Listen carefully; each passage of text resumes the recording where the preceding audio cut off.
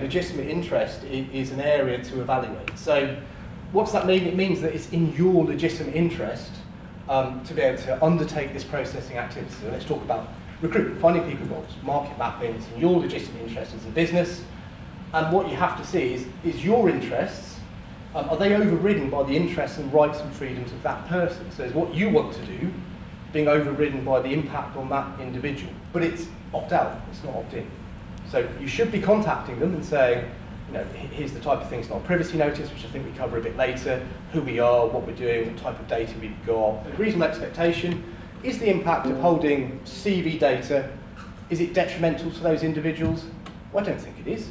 So actually, legitimate interest for most recruitment activities, I think, is a perfectly reasonable approach. It may be that later on, you decide that consent becomes more appropriate. If you look at the very latter stages of a search, where you've got quite detailed interview notes, for example, is that starting to impact on them if they're unaware that you're passing on your assessment of their roles, their skill set, their personality, possibly to their peer group, a company they would like to work? Yes, but equally at that point, you're working with that individual. So at that point, could you go to that individual and say, we'd like your consent before we pass these interview notes to the client we know you want to work for? They are going to say yes. I don't think it's problematic. This GDPR event is another example of Trinity Scott creating and sharing useful content with our candidates and clients.